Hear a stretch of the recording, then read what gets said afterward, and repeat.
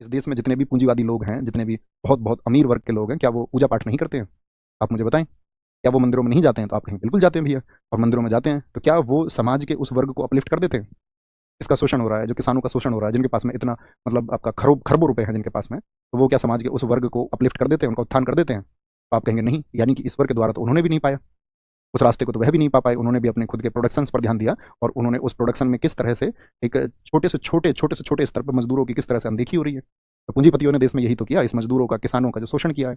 इसी के खिलाफ तो भगत सिंह जी ने खड़े हुए अपनी युवावस्था में, है ना? क्यों भगत सिंह, आप एक किताब और पढ़ना, आप लिखे अपनी किताब और, मैं नास्तिक क्यों हूँ। क्योंकि भगत सिंह से उनके दोस्त ने कहा था, उनके दोस्त ने कहा था कि भगत सिंह तुम थोड़ी चर्चाओं में आ गए हो, तुम थोड़ा चर्चित हो गए हो, और इसीलिए तुम ऐसी बातें करते हो कि तुम्हारा जो है विश्वास नहीं हो, तुम नास्तिक हो। तो भगत सिंह ने बड़ी जबरदस्त बात कही थी, बड़ी जबरदस्त। उन्होंने कहा था इसका मतलब बिल्कुल ये नहीं है कि मुझे थोड़ी चर्चाएं मिल गई हैं, मैं थोड़ा चर्चित हो गया हूं, तो इसलिए मैं नास्तिकवाद की बात कर रहा हूं। तो उन्होंने उस पर प्रकाश डाला अपनी पुस्तक में कि मैं नास्तिक क्यों हूं। हालांकि उस पुस्तक में उनके शुरुआती आप 20 पेज भी पढ़ लेंगे तो 20 पेज में जिक्र मिल जाएगा सारा कि मैं नास्तिक, है ना? तो वो आप जरूर पढ़ना, कि पढ़ना जरूरी है। उन्होंने बताया था कि भाई किस तरह से इस समाज में शोषण होता है, और जब व्यक्तियों का शोषण होता है तो भगत सिंह ने यही सवाल किया कि क्यों इतनी जो घटनाएं घटती हैं मजदूरों का, जब ये शोषण होता है तो क्यों ईश्वर उस शोषण को नहीं रोकते हैं?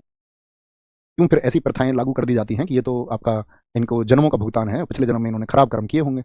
जब किसी व्यक्ति ने पिछले जन्म में खराब कर्म किए थे तो उसका चैप्टर वहीं क्यों नहीं क्लोज किया गया? उसके खराब कर्मों की सजा उसको तभी क्यों नहीं दी गई? उसको अगले जन्म तक क्यों ले जाने दिया गया? वो सवाल कर रहे हैं, बस सिर्फ सवाल कर रहे हैं।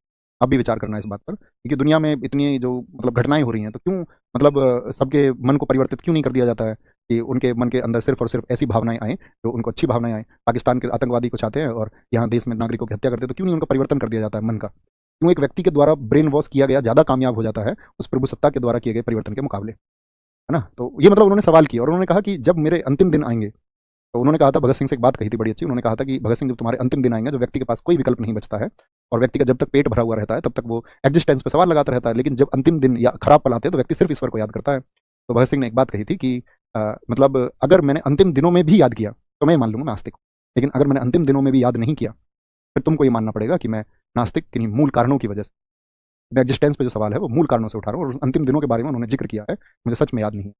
मैंने ऐसी कोई प्रार्थना की नहीं कि मुझे इसके लिए बचाया जाए या कोई सर्वोच्च शक्ति मुझे इसके लिए बचाए। तो वो पढ़ना आप एक बार, थम्स अप करें, आप कहेंगे जी जरूर। हम उसको